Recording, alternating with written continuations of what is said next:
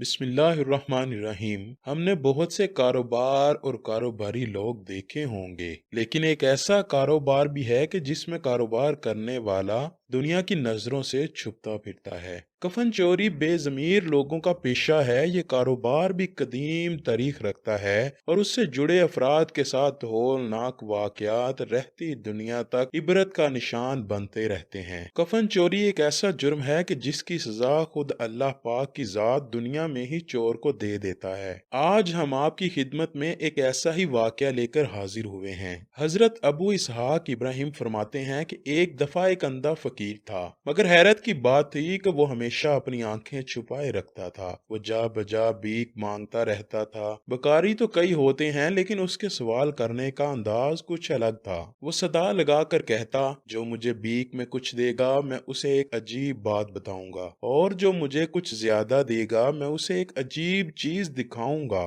इस अजीब फकीर का अजीब अंदाज से सदा लगाना काफी मकबूल होता जा रहा था, लेकिन मेरा अभी तक उससे सामना ना हुआ था। एक रोज मेरा गुजर बाजार से हो रहा था कि मैंने एक सदा सुनी। कहने वाला कह रहा था, मैं एक अंधा फकीर हूँ, जो मुझे कुछ देगा मैं उसे एक अजीब चीज सुनाऊंगा, जो मुझे कुछ ज्यादा देगा मैं उसे अजीब चीज दिखाऊंगा। मैं उसको सुनकर आवाज का ताकुब करने लगा और इतने में मेरी नजर एक बूढ़े पर पड़ी जो हाथ फैलाए कुछ मिलने का मुंतजिर था। एक राहगीर गुजर रहा था। उसने उसके हाथ पर चंद सिक्के रख दिए जो मामूल से कुछ ज्यादा थे। मैं ये देखकर जल्दी से उस जानिब गया कि अब ये फकीर उसे अजीब क्या सुनाएगा और क्या दिखाएगा। सिक्के हाथ में लेकर उस शख्स ने कहा, मैं तुम्हें एक अजीब चीज दिखाता हूँ। ये कहकर उस अंधे फकीर ने अपनी आंखों पर से पट्टी हटा दी। मैं ये देखकर हैरान रह गया कि उसकी आंखें बिल्कुल ही नहीं थीं, बल्कि आंखों की जगह सुराख थे। फिर उस फकीर ने कहा, मैं अब तुम्हें एक इंतहाई अजीब बात सुनाता हूँ। ये मेरे ही अंधा होने की दास्तान है।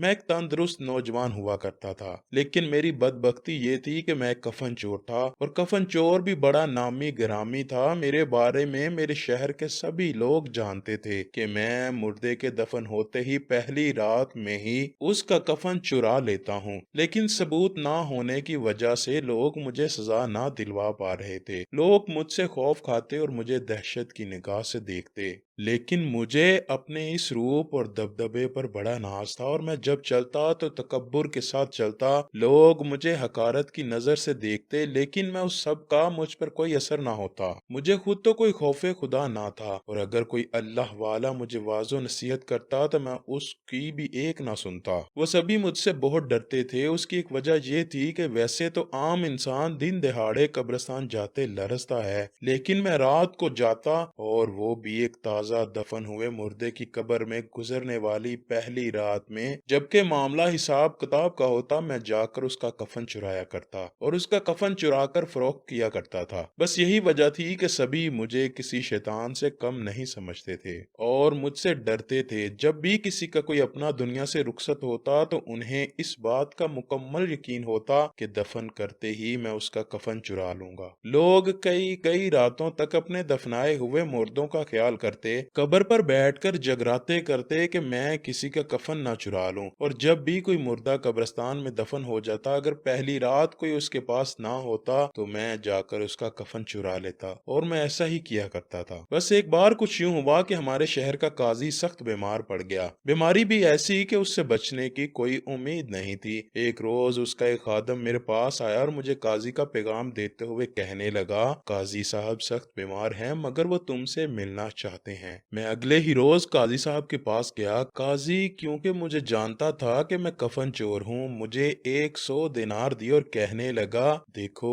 मैं जानता हूँ मेरा वक्त अब बहुत करीब है, बस मैं इन 100 दिनारों के बदले अपना कफन महफूज करना चाहता हूँ। मैं इसकी बात समझ गया और वादा किया कि इस हतिये के बदले इसके मरने के बाद इसका कफन नहीं चुराऊंगा। काफी दिन गुजर गए। पहले तो काजी सख्त बीमार रहा, फिर उसकी सेहत में बेहतरी आना शुरू हो गई। वो ठीक हो गया, लेकिन फिर कुछ दिन के बाद वो अचानक बीमार हो गया और उसकी मौत हो गई। मुझे उस बात کی इत्तला मिली, सारा शहर उसके जनाजे में शरीक हुआ। मैं भी गया, मुझे उसका कफन चुराने का ख्याल आया, मगर दिल में सोचा कि नहीं, मैंने उससे कुछ वादा किया था, फिर उसने मुझे मुआवजा भी तो दिया था ना। लेकिन फिर दिमाग पर शैतान गालिब आ गया और मैंने सोचा कि वो तो उस वक्त अदा किया था जब वो पहले बीमार हुआ था, और इस बार तो वो ठीक हो गया, अब वो दोबारा बीमार हुआ था और उसकी कीमत तो मुझे दी ही नहीं। बस मैंने उसका भी कफन चुराने का इरादा कर लिया। मैं रात होने का इंतजार करने लगा। रात का तीसरा पहर था। मैं दबे कदमों के साथ कब्रिस्तान पहुंचा और काजी की कब्र कुशाई करने लगा। जल्द ही कब्र की मट्टी हटा ली और अब मुझे सलीबें उठाना थी। बस मैंने कब्र खोद डाली।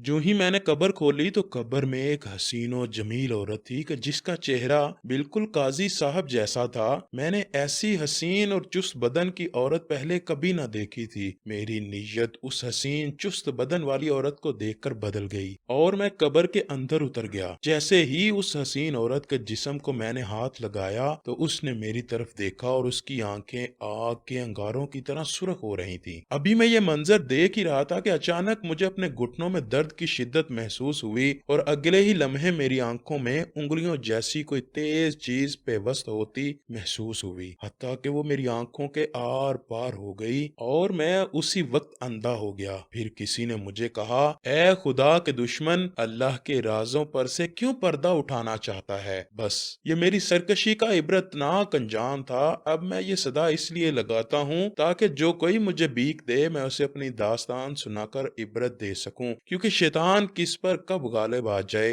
ये कोई नहीं जानता। बस अल्लाह ने मुझे मेरे ही जैसों के लिए इबरत का निशान बनाकर रहती दुनिया तक इबरत का निशान बना दिया है। दोस्तों, वाक्य से ये सबक मिलता है कि अल्लाह के राजों को राज ही रहने दीजिए। जिन कामों से अल्लाह ने हमें मना किया उन कामों से खुद को बाज रखिए। अल्लाह से दुआ है कि वो हमें बुराई से बचने और नेक अमाल करने की तौफीक अता फरमाए।